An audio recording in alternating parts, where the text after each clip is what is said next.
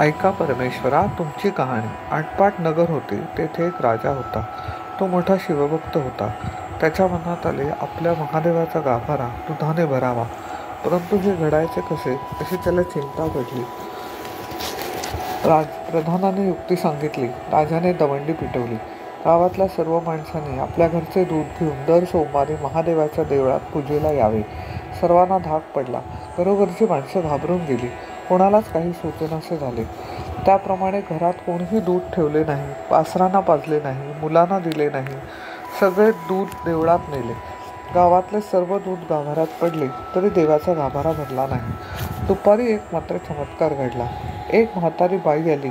तिने आपल्या घरचे कामकाज आटपले, आपल्या मुलाबाळांना खाऊ घातले, लेकी सुनांना नाहू घातले, गाई वासरांना चारा घातला, सगळ्यांचा आत्मा थंड केला.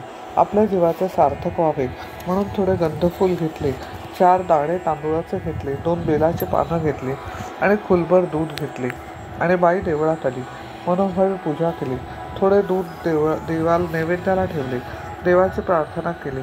जय महादेवा, नंदिकेश्वरा, राजाने पुष्कळ दूध तुझ्या गाभाऱ्यात घातले तरी सुद्धा तुझा गाभारा भरला नाही.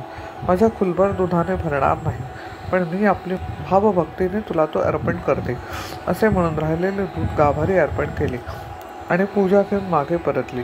इकडे चमत्कार झाला. म्हातारी परतल्यावर गाभारा भरून गेला. हे गुरुवाने पाहिले, राजाला कळवले, परंतु त्या चमत्काराचा काही केल्या पत्ता लागेना. दुसऱ्या सोमवारी राजाने देवळात शिपाई बसवला, तरीही शोध लागला नाही. चमत्कार असाच झाला. तिसऱ्या सोमवारी राजा बसला. म्हातारीच्या वेळेस गाभारा भरला. राजाने तिचा हात धरला. म्हातारी घाबरून गेली. त्याने तिला अभयवचन दिले. तिने कारण सांगितले.